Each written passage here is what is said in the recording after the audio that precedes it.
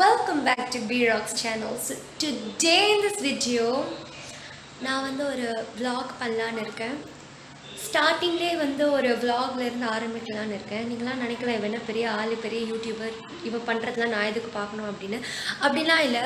ஒருத்தரோட தினசரி ரொட்டீன்லேருந்து நம்ம எல்லாரும் கற்றுக்கிறதுக்கு வந்து நிறைய விஷயம் இருக்குது. Whether it's productive or not productive, ஒன்று ரெண்டு விஷயம் கற்றுக்கிறதுக்கு இருக்கும் இல்லையா. ஸோ அதனால நான் வந்து ஒரு vlog போட போகிறேன். நான் ஒரு தனி சேனல் ஆரம்பிச்சிருக்கேன். இந்த சேனல் பேர் B-Rock's சேனல். ஸோ இப்போ டைம் வந்து என்ன ஆகுதுன்னா 10:15 PM. இப்போது எனக்கு வந்து நிறைய வேலைகள்னு ஒன்றுமே இல்லை. ஆமாம், பெரிய மனுஷி வேலைகள்லாம் இருக்கிறதுக்கு. ஆமாம், I have to clean my wardrobe. Super Messi. நாளைக்கு தான் எழுந்து பண்ணணும். நாளைக்கு எழுந்துக்கலாம். எத்தனை மணின்னு பார்க்கலாம். So without any further ado, let's get started.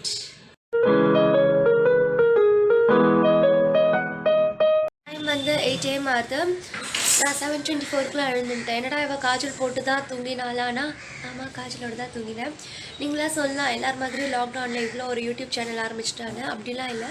நீங்கள் வந்து என்னோடய B-Rock's சேனலில் வந்து சோஷியல் பிளேயில் பார்த்தீங்கன்னா நான் வந்து அது 7th சேனல்லே ஆரம்பிச்சிட்டேன். So if I'm going to do anything further, I'll let you know, guys. Time இப்போ என்ன ஆகுதுன்னா friends, 8:30 friends. Oh God, friends. கோவில் 9 மணிக்கு ஹோமம் ஸ்டார்ட் பண்ணுறா friends. நான் அதே உருவத்திலே இருக்கேன் friends. குளிக்கலை கொல்லலை. ஏமா அப்படிதான் பேசுகிறேன். தேங்காய் வாங்கணுமா?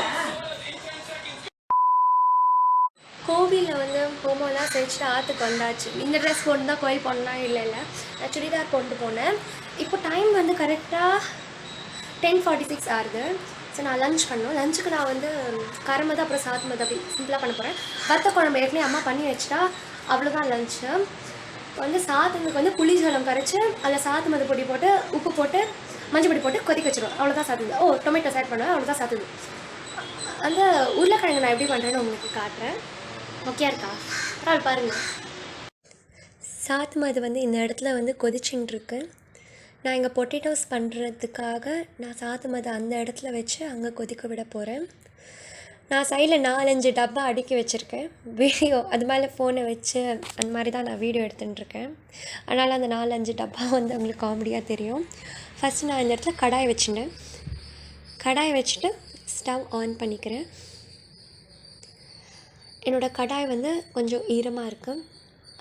அது வந்து இருக்கிற கொஞ்சம் தண்ணியை வந்து கீழே கொட்டிட்டு, இப்போ கொட்டுற பாருங்க, அது மாதிரி கொட்டிட்டு அந்த மாய்ஸ்சர் தன்மை இருக்கு இல்லையா, அந்த கடாயில் ஏற்கனவே இருக்கும்ல அந்த மாய்ஸ்சர், அது வந்து எவாப்ரேட் ஆகணும். அப்போ தான் நமக்கு தெரியும் கடாய் வந்து காஞ்செடுத்தா இல்லைன்னு. இது ஆக்சுவலி வந்து ஒரு நல்ல லைஃப் ஹேக், உங்களுக்கு கடாய் காஞ்செடுத்தா இல்லையான்னு தெரிஞ்சுக்கிறதுக்காக.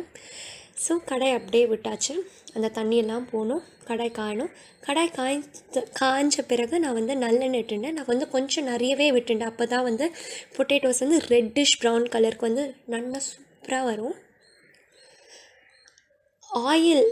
ஆயிலும் இப்போ காயணும். ஆயில் காயணுன்னா அதில் வந்து பபிள்ஸ் வரணும். ஸோ நான் பபிள்ஸ் வரதுக்காக கொஞ்சம் நாளை காத்திருந்தேன்.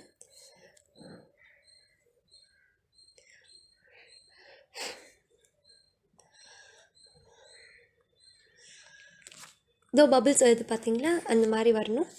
இப்போ இந்த சமயத்தில் நான் வந்து கொஞ்சம் மஸ்டர்ட் ஆட் பண்ணினேன். எனக்கு மஸ்டர்ட் அவ்வளோவா பிடிக்காது, அதனால் நான் கொஞ்சம் கம்மியாகவே ஆட் பண்ணினேன். கடுகு இப்போ வந்து வெடிக்கணும். கடுகு வந்து பொரியணும். கடுகு பொரிஞ்ச அப்புறம் நான் வந்து உளுத்தம் பருப்பு சேர்த்துனேன். உளுத்தம் பருப்பு எனக்கு வந்து ரொம்ப பிடிக்கும். நான் வந்து கொஞ்சம் நிறையவே சேர்த்துப்பேன் எப்போவுமே உளுத்தம் பருப்பு. எனக்கு வந்து என் கடாயில் மிஸ்டேக்கா இல்லை ஆயில் சரியாக காயிலன்னு தெரியல, எனக்கு கடுகு வெடிக்க கொஞ்சம் டைம் எடுத்துது. இப்போ கடுகு பொரிஞ்சதுக்கப்புறம் நான் வந்து உளுத்தம் பருப்பு சேர்த்துனேன். உளுத்தம் பருப்பு வந்து எல்லோயிஷ் ரெட் கலருக்கு மாறணும். அந்த அளவுக்கு நம்ம வந்து ரோஸ்ட் பண்ணணும். Not reddish brown. The potato should be roasted such that it's reddish brown in color. இது வந்து நான் வந்து yellowish brown. இது வந்து ஒரு மாதிரி மஞ்சளாகவும் இருக்காது, ரெட்டாகவும் இருக்காது, ரெண்டுத்துக்கும் நடுவில் ஒரு கலர். இப்போ பார்த்தீங்கன்னா வெளுப்பாக இருக்கா. இது வந்து ஒரு yellowish ரெட் கலர், அந்த ஷேடுக்கு வந்து இது மாறப்போகுது. பார்த்திங்கன்னா இந்த மாதிரி வரணும். வெந்தய கலர் சொல்லுவோம் இல்லையா, வெந்தய கலருக்கு மாறணும். ஓ இட்ஸ் மஸ்டர்ட் கலர்னும், வெந்தய கலர்னால் மஸ்டர்ட் கலர் தானே. ஓகே, இப்போ நான் பொட்டேட்டோ வந்து நான் பாயில் பண்ண பொட்டேட்டோ தான் சேர்த்துக்கிறேன். அது கொஞ்சம் ஈரமாக இருக்கவே அப்படியே புகைலாம் வந்து கையில் வந்து எண்ணெய்லாம் தெளிச்சு எடுத்தேன். நான் கொஞ்சம் பயந்துட்டேன், அதனால் கொஞ்சம் பின்னாடி போய்ட்டு திரும்ப எல்லா பொட்டேட்டோவும் உள்ளே போட்டேன். பொட்டேட்டோஸ் உள்ளே போட்டுன்றதுக்கப்புறம் ஹை ஃப்ளேமில் நான் வந்து அப்படியே விட்டுட்டேன் 15 நிமிஷத்துக்கு. இப்போ உங்களுக்கு பார்க்குறதுக்கு வந்து நிறைய எண்ணெய் சேர்த்துனா மாதிரி இருக்குது. அது வந்து எண்டில் நான் உங்களுக்கு ஒரு ட்ரிக் சொல்கிறேன், சூப்பராக வரும் உங்களோட பொட்டேட்டோஸ். ஸோ இந்த மாதிரி நான் வந்து கொஞ்சம் நாள் மிக்ஸ் பண்ணி விட்டுட்டு எல்லா பக்கமும் வந்து ஆயில் ஸ்ப்ரெட் ஆகிற மாதிரி அப்படி பண்ணி நான் வந்து ஹை ஃப்ளேமில் ஒரு 15 மினிட்ஸ் விட்டுட்டேன். நான் மட்டுக்கு என் வேலையை பார்க்க போயிட்டேன், 15 நிமிஷம் கிச்சன் பக்கமே வராமல். இப்போ வந்து பார்க்கச்சே இந்த மாதிரி சூப்பர் கலருக்கு வந்தது ஒரு பக்கம். ஆனால் நான் வந்து திருப்பி விட்டுட்டு இன்னொரு பக்கமும் அதே மாதிரி வந்து 15 நிமிஷம் ஹை ஃப்ளேம்லேயே விட்டேன். எண்ணெயும் வந்து கொஞ்சம் ரெடியூஸ் ஆகிருக்கு பாருங்கள். ஸோ எல்லா பொட்டேட்டோஸும் நான் வந்து திருப்பி விட்டுட்டு 15 நிமிஷம் கழித்து திரும்ப வந்தேன்.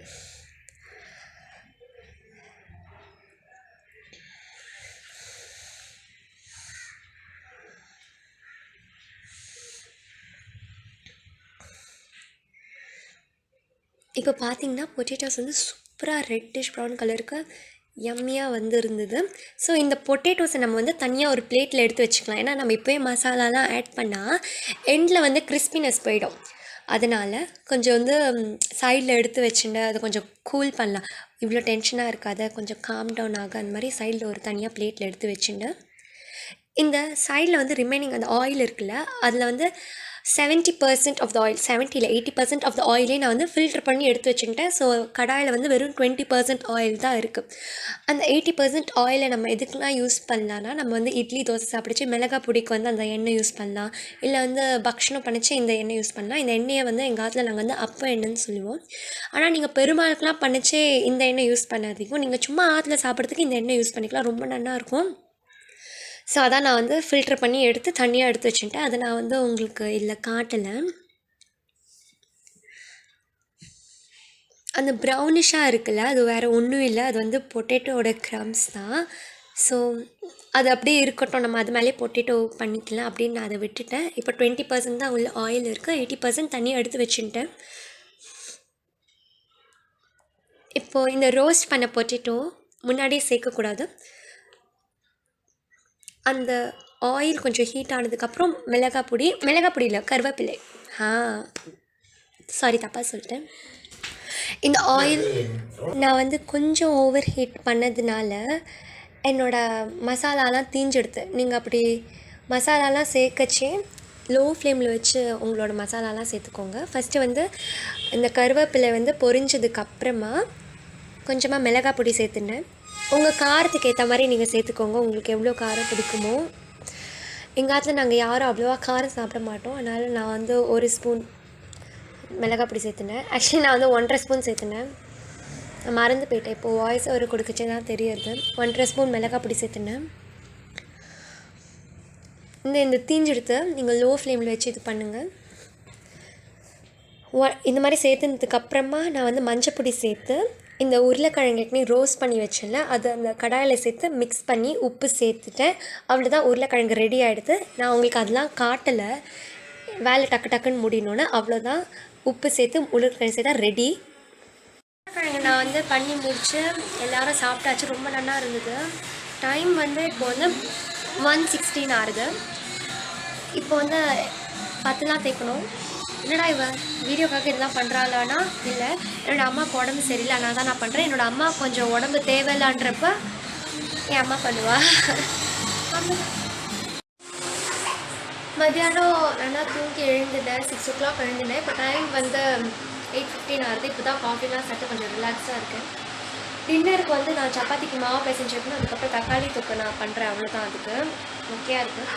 இந்த ரூம் வந்து ரொம்ப டர்ட்டியாக இருக்குது. இந்த ரூமை வந்து நான் சொடுக்கு போடுற நேரத்தில் எப்படி க்ளீன் பண்ணுறேன் உங்களுக்கு காட்டுறேன்.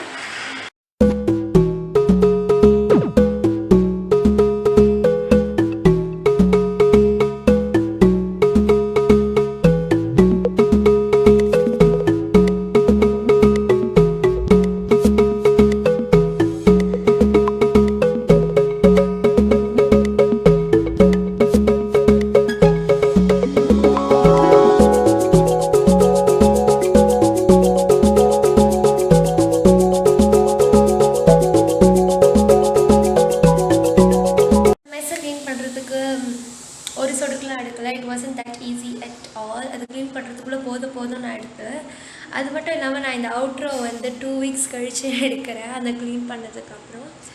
So I hope you guys enjoyed this video. If you guys did, smash that like button and we'll see you on my next video. Bye.